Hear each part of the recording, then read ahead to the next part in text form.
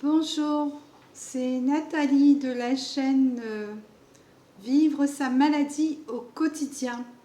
Aujourd'hui, je vais vous parler d'un sujet qui me tient à cœur, qui va être très difficile à en parler, mais je veux en parler. Je parle de mon propre témoignage. La dernière fois, j'ai parlé des tremblements, ça venait des témoignages des autres personnes. Parce que c'est important de savoir vivre avec sa maladie. Aujourd'hui, je vais parler comment vivre, comment surmonter, comment moi j'ai pu surmonter ma dépression. Ma dépression, elle s'est déclarée à l'âge de 16 ans. À 16 ans, j'ai commencé à avoir des crises d'angoisse. Je ne savais même pas ce que c'était. Crise d'angoisse, j'ai fait une fois, deux fois. Le médecin m'a dit qu'il fallait souffler dans un sac et puis ça allait mieux. C'est vrai que ça allait mieux, mais ça ne durait pas longtemps. Mais je ne savais pas que j'étais en train de tomber dans la dépression. Parce que la dépression, c'est une maladie qui est très, très insidieuse. Ça vient petit à petit, on ne s'en aperçoit pas. Quand on se casse un bras, on sent la douleur et puis on sait qu'on s'est cassé le bras. Mais quand on est dépressif, on ne le sait pas forcément. Et moi, je ne le savais pas. À 16 ans, j'étais encore chez mes parents. Mes parents aussi ne savaient pas ce que c'était la dépression. Et ils ne savaient pas quoi faire non plus. Ils étaient désemparés parce que pour eux, c'était une maladie nouvelle aussi. Mais le médecin ne m'a pas dit que j'avais une dépression non plus.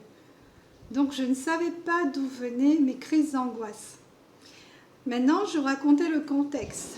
Comment j'ai su ce que j'avais et comment j'ai pu m'en sortir. Et j'espère que ça va vous aider. Alors, je suis entrée dans la religion, enfin je ne vais pas dire la religion, dans une secte. Mes parents m'ont mise dans une secte à l'âge de 9 ans.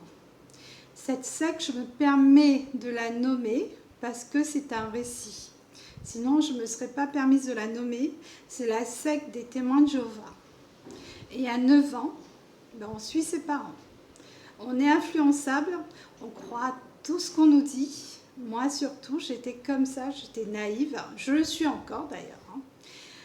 Et à 9 ans, donc, je pensais ce qu'il me disait.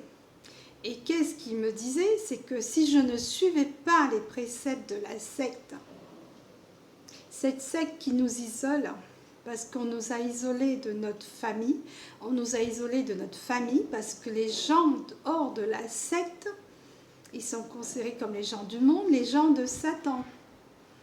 Voilà, c'est que je ne veux pas trop m'étendre sur cette secte, mais c'est surtout moi, on me mettait la pression, on me disait que si le moindre précepte, je ne suivais pas, et que la fin du monde, parce qu'à chaque fois, il parlait que de la fin du monde, et que si la fin du monde arrivait ce soir, j'allais mourir brûlée. Parce que pour les témoins de Jéhovah, la fin du monde est proche, et on va mourir brûlés pour ceux qui ne sont pas dans la vérité, ce qu'ils appellent la vérité. Et moi, je vivais avec ça. Et pour moi, c'était normal. Pour ma famille, c'est normal. Pour tous ceux qui sont témoins de Jéhovah, c'est normal de suivre les préceptes, sinon on va être brûlé. Mais je n'ai pas vu que ça me détruisait mentalement. Je m'en suis aperçue, je ne vais pas dire je m'en suis aperçue, j'ai eu les premiers symptômes de cette destruction mentale justement à l'âge de 16 ans, quand j'ai commencé à avoir mes crises d'angoisse. Voilà. Donc après, mes parents, ils m'ont emmenée chez un psy parce qu'ils ne savaient pas quoi faire non plus. Et puis, le psy, il m'écoutait, mais moi, je ne savais pas quoi lui dire. Je savais pas, je disais que j'étais mal, j'étais pas bien, mais je ne savais pas pourquoi non plus. Je ne savais pas que c'était cette secte qui me faisait autant de mal. Et puis, lui, il ne me posait pas de questions, il était là juste pour m'écouter. Et puis à la fin, on me donnait une ordonnance. Mais l'ordonnance, c'était des médicaments pour me tranquilliser. À ce moment-là, c'était du Tranxène.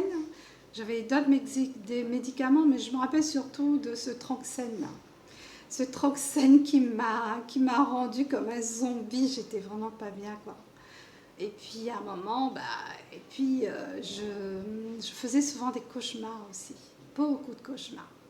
Je rêvais que je brûlais. Tous les soirs, je rêvais que je mourrais brûlée, qu'il y avait une pluie de feu sur la terre, que je mourrais brûlée.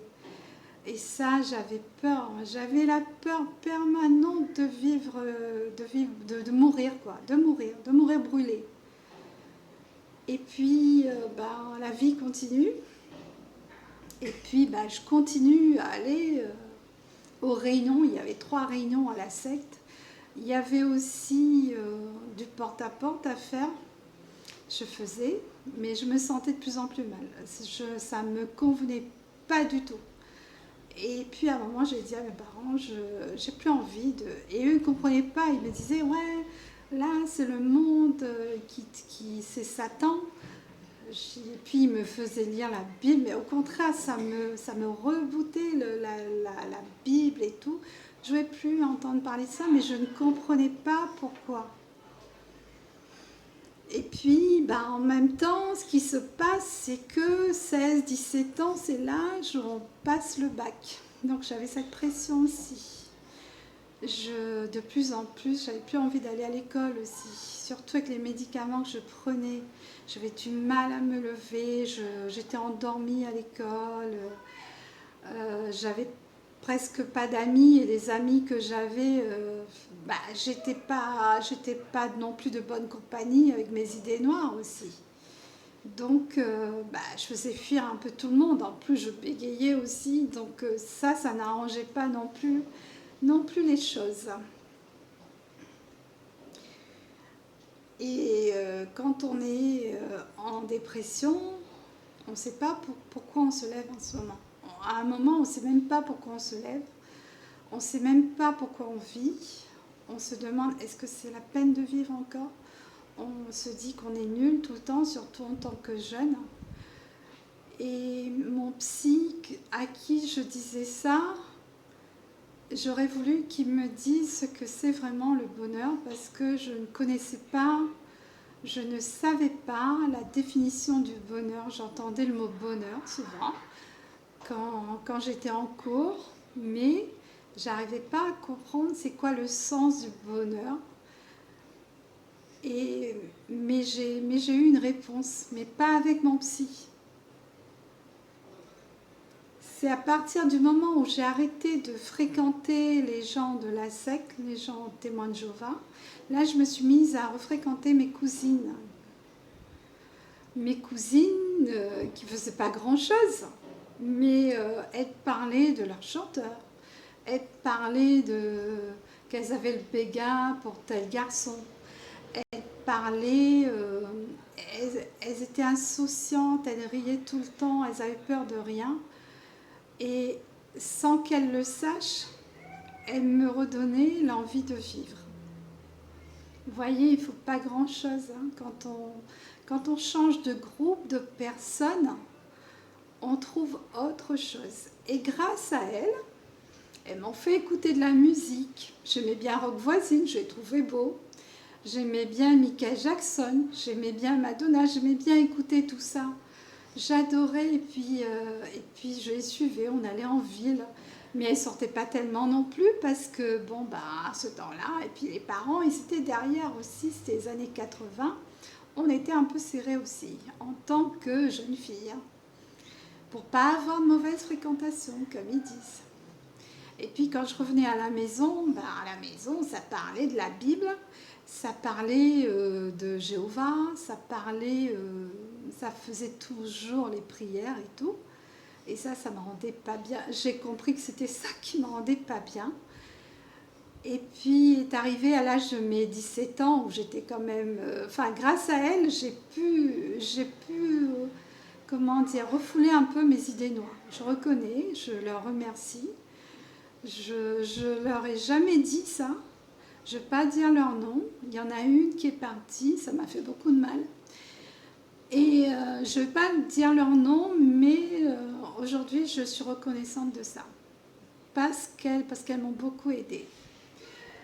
Et puis, il y a un professeur qui m'a aussi beaucoup aidée. Un très bon professeur. Je suis arrivée en terminale. En terminale, je suis arrivée à prendre des cours de philosophie. Et j'ai eu un excellent professeur. Ce professeur m'a appris à douter, m'a appris à remettre les préceptes de la secte en doute, m'a appris à réfléchir. Pourquoi c'était important? Parce que dans la secte, on n'a pas le droit de douter. On te dit, si tu doutes, ça veut dire que Satan est dans ta tête. On n'a pas le droit de réfléchir. On ne pense que par la religion, on ne pense que par les préceptes de la religion. On ne parle que de ça. Et là, le professeur, il m'a fait voir qu'il y avait autre chose que cette religion. Et il a compris que j'étais dans une secte. Et il m'a fait comprendre que j'étais dans une secte. Il m'a dit, si tu es isolé, si on te dit toujours que c'est mal, si tu n'arrives pas à trouver le bonheur, il faut que tu t'en sortes. Il faut que tu en sortes. Et je lui ai dit, oui, j'ai commencé à en sortir. Il m'a dit, il faut vraiment quitter. Et je remercie ce professeur aussi, je ne vais pas dire son nom, c'est un prof de philosophie de l'île de la Réunion. Je pense qu'il est à retraite maintenant, peut-être qu'il est plus de ce monde aussi. Mais je ne vais pas dire le nom, mais j'espère qu'il va... S'il est encore là, j'espère qu'il voit ma vidéo et je le remercie directement. Et grâce à lui, j'ai compris que tout ce qu'on m'a dit, j'ai remis tout en cause justement. J'ai remis tout en cause et puis parce qu'il parlait du darwinisme, du créationnisme et tout ça, j'ai commencé à comprendre tout ça, quoi. J'ai commencé à remettre tout en question sur tout ce qu'on m'a dit, quoi. Et puis j'ai commencé à comprendre ce que c'est le bonheur. Parce qu'il m'a dit, le bonheur, c'est juste être heureux quand tu fais quelque chose. Et pour moi, là, mon bonheur à moi, c'était quand j'étais avec mes cousines. Mon bonheur, c'était de les écouter parler de leurs chanteurs qu'elles adoraient, des garçons qu'elles avaient envie de sortir avec. C'était leur insouciance. Et c'est là que j'ai pris conscience qu'il fallait que moi, je trouve ce que j'aime aussi. Et j'ai commencé à rechercher. J'ai trouvé plusieurs choses que j'aime. J'aime les intrigues, j'aime les chansons, j'aime certains chanteurs. Et ça m'a sauvée. Et j'aime sortir aussi. J'aime sortir même si je ne parle pas avec les gens. J'aimais voir la vie autrement parce que j'ai toujours vu en noir. J'ai toujours vu comme si ça allait se terminer. Comme si ce monde, comme si les gens qui étaient hors de la secte étaient des gens nocifs. Non, là, je voyais la vie autrement. Je voyais le soleil autrement. Je voyais tout. Je redécouvrais la vie. Et ça, c'était franchement, c'était ça mon bonheur. Maintenant, je ne sais pas quel est votre traumatisme. Je ne sais pas comment vous en sortez ou comment vous allez vous en sortir. Moi, ce que je vais vous dire sur mon psy, je ne vais pas vous dire de le quitter. Ce que je vais vous dire, c'est que moi, j'ai quitté mon psy parce que je trouvais que ça ne m'aidait pas. J'ai arrêté de prendre mes médicaments du jour au lendemain. Je savais que c'était dur, je savais que ce ne serait pas magique, mais je ne voulais plus être droguée. Pour moi, j'étais droguée. Voilà. Donc, si vous suivez un psy, si vous voyez qu'au bout de 4 à 5 séances, vous n'êtes pas mieux et vous vous sentez comme un zombie, qui fait que vous donnez des médicaments, mais qui ne parlent pas et qui vous écoutent, et puis changez, vous savez, il y a plein de psys. Peut-être que moi, si j'étais tombée sur un autre psy qui m'avait comprise, qui avait pris le temps de m'écouter, peut-être je m'en serais sortie mieux encore, plus vite aussi. Parce que ma dépression a quand même duré 3 ans. Et pendant l'adolescence, c'est dur. Parce que pendant l'adolescence, même si on n'est pas dépressif, on se remet souvent en question. Et on ne se sent pas bien souvent parce que c'est l'adolescence, c'est tout le corps qui change. Et puis on se compare souvent. Et c'est pour ça que je vous dis, essayez de trouver en tout cas ce qui vous plaît. Sortez de la routine, trouvez du plaisir. S'il y a un plaisir que vous n'aimez plus, s'il y a quelque chose que vous n'aimez plus, changez, essayez de découvrir. Il y a plein de choses à découvrir dans le monde, sur la terre. Maintenant, on a Internet. Moi, j'avais même pas Internet. J'allais juste à la bibliothèque pour trouver d'autres sujets. Je voulais m'intéresser à tout, je voulais apprendre tout parce que j'avais l'impression que j'avais manqué de tout, qu'on m'avait pris beaucoup de choses, qu'on m'avait pris une partie de ma vie, une partie, une partie de mon évolution. Ça, on me l'a prise. On m'a prise l'envie d'être heureuse.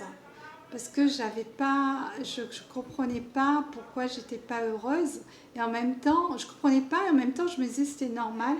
Parce que je me disais, bientôt sera le paradis, je serai dans le paradis, je serai heureuse. Sauf que, étant humaine, on n'arrive pas à suivre tous les préceptes d'une secte. Et du coup, surtout en tant qu'adolescent, on fait beaucoup de bêtises. Et là, on se sent tellement, coupable qu'on se dit, ça y est, c'est sûr, on va être brûlé. Et c'est pour ça que je vous dis que moi, je parle de la secte, je ne sais pas c'est quoi votre traumatisme, mais je vous dis, il faut savoir d'où ça vient, c'est vrai, mais il ne faut pas rester dessus. Quand on sait d'où ça vient, il faut pas en reparler. Il faut aller de l'avant, il ne faut plus retourner. Ça, c'est ce que j'ai compris. Il ne faut plus en parler, parce que plus on en parle, et plus on retourne dans ce mal-être. Moi, là, en ce moment, je suis en train de parler de ce mal-être, et là, c'est comme si je le vis encore. C'est pour ça que c'est très dur pour moi d'en parler aujourd'hui. Mais il fallait que j'en parle parce que je veux aider d'autres gens. Je veux que ça aide d'autres gens, et je veux que ça aide aussi des parents qui mettent leurs enfants dans des sectes, qui choisissent leur secte, qui choisissent de croire en ce qu'ils veulent, tant mieux, mais qui ne mettent pas leurs enfants, parce que les enfants, ça vit très mal. Ça vit très mal ces changements, ça vit très mal surtout quand on leur dit qu'ils peuvent mourir du jour au lendemain. C'est pas normal de dire ça à des enfants. Voilà, je vous remercie. C'était Nathalie de la chaîne Vivre sa maladie au quotidien. J'espère que ça vous a plu et je vous dis à bientôt.